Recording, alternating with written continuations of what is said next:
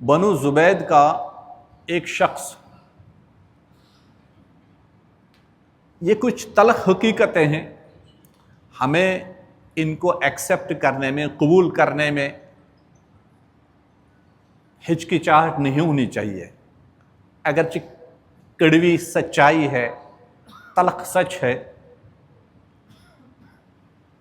کہ آج جن خوبیوں کو برقرار اور جن خوبیوں کو اچھا اسلام نے سمجھا، جو اس وقت مشرکین کے اندر پائی جا رہی تھی، نبی کریم صلی اللہ علیہ وسلم کی اعلان نبوت سے پہلے، اور پھر ان کو برقرار بھی رکھا گیا، ان کو اچھا بھی سمجھا گیا اور ان کو پسند بھی کیا گیا بذریعہ حضرت محمد رسول اللہ صلی اللہ علیہ وسلم، وہ خوبیاں ان مشرکین میں پائی جا رہی تھی۔ آج ہم اس دور میں رہتے ہوئے، اسلامی نام رکھتے ہوئے، قرآن کی تعلیم پڑھتے، سنتے اور اس کا مطالعہ کرتے ہوئے، اور اپنے آپ کو مسلمان کہتے ہوئے بھی ان چیزوں سے اپنے آپ کو محروم محسوس کرتے۔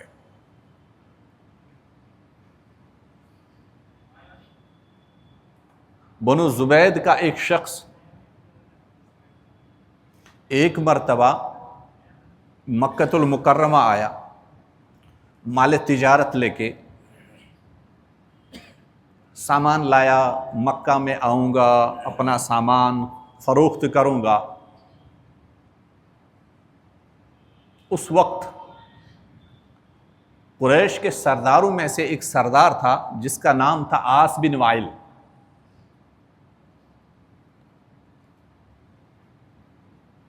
بڑا مشہور سردار تھا، بڑے خاندان والا تھا، مال والا تھا، وجاہت والا تھا، روبدہ والا تھا۔ اس عاص بن وائل نے اس شخص کا سامان، یہ جو سامان تجارت لایا تھا، خریدا۔ سامان تو لے لیا، لیکن اس سامان کے عوض میں جو قیمت ادا کرنی چاہیے تھی وہ قیمت ادا کرنے سے مکر گیا۔ اب بنو زبید کا شخص کبھی کسی سردار کے دروازے پہ جاتا ہے کہ فلاں شخص نے میرا مال تو لیا لیکن مجھے اس کی رقم ادا نہیں کر رہا، مال تجارت تو لیا لیکن اس کے بدلے جو قیمت بن رہی ہے وہ معاوضہ ادا نہیں کر رہا۔ کبھی ایک سردار کے پاس تو کبھی دوسرے سردار کے پاس۔ لیکن عاص بن وائل کا ایک مقام مکہ میں ایسا تھا، اس کے منہ لگنے کو کوئی تیار نہیں تھا۔ مالدار بھی تھا، مشہور بھی تھا، طاقت والا بھی تھا، بڑے خاندان والا بھی تھا، تو کوئی اس کے سامنے اس چیز کا اظہار کرنے کے لیے تیار نہیں ہو رہا تھا۔ آخر کار یہ مسافر، یہ تاجر ایک دن خانہ کعبہ کے سامنے، اس وقت جس وقت قریش کے چند لوگ وہاں موجود تھے، اس وقت کچھ اشعار کہنے لگا اور کچھ اشعار بیان کیے۔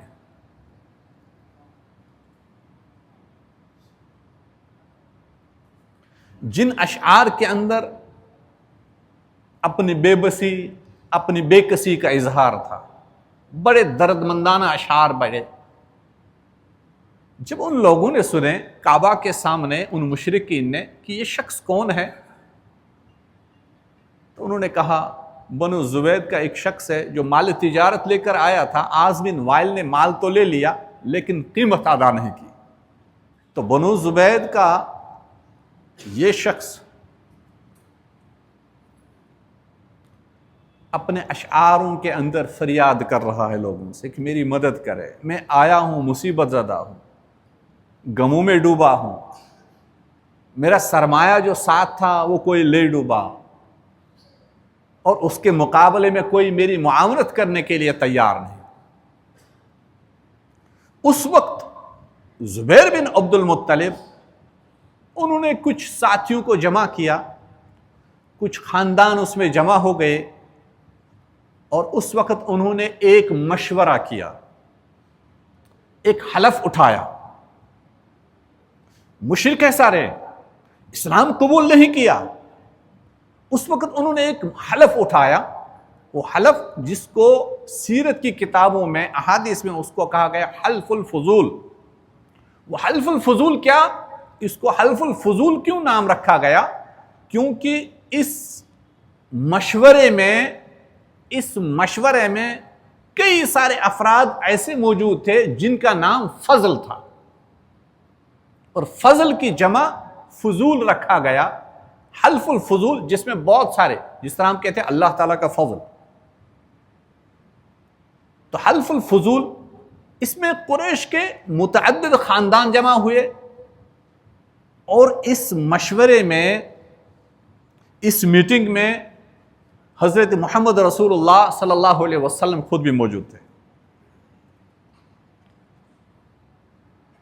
نوجوان تھے، چھوٹے تھے ابھی۔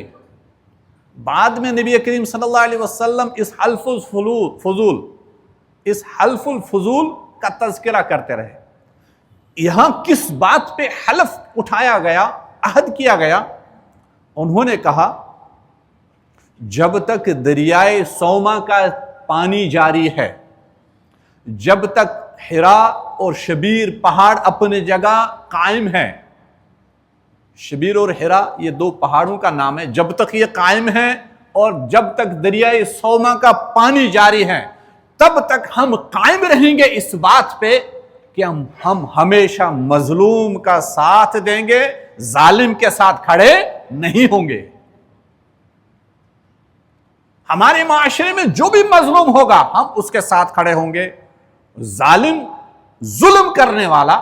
چاہے ہمارا بھائی ہو، چاہے ہمارا بیٹا ہو، چاہے ہمارا باپ ہو، چاہے ہمارا دوست ہو، ہمارا قریبی رشتہ دار ہو، ہم کبھی ظالم کی معاونت نہیں کریں گے،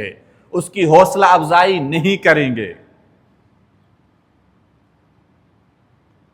یہ مشرک ہونے کے باوجود بھی معاشرے میں سدھار لانے کے لیے اس وقت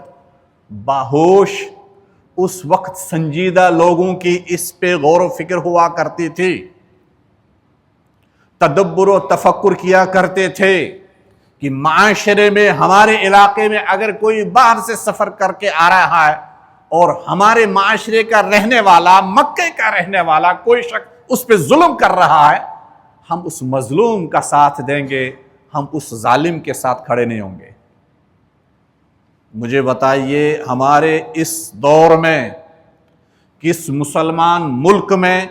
کس مسلمان سٹیٹ میں، کس مسلمان ڈسٹرکٹ میں، کس مسلمان بستی میں، کون سی سوسائٹی میں، کون سے مسلمان معاشرے میں آج کل ان چیزوں پہ غور و فکر کیا جا رہا ہے؟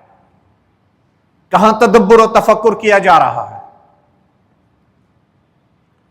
حضرت محمد رسول اللہ صلی اللہ علیہ وسلم نے اعلان نبوت کے بعد پھر فرمایا کہ میں ایک ایسے حلف میں موجود رہا ہوں، یعنی حلف الفضول میں ایک ایسے حلف میں موجود رہا ہوں، ایسی میٹنگ میں موجود رہا ہوں، ایسے مشورے میں موجود رہا ہوں،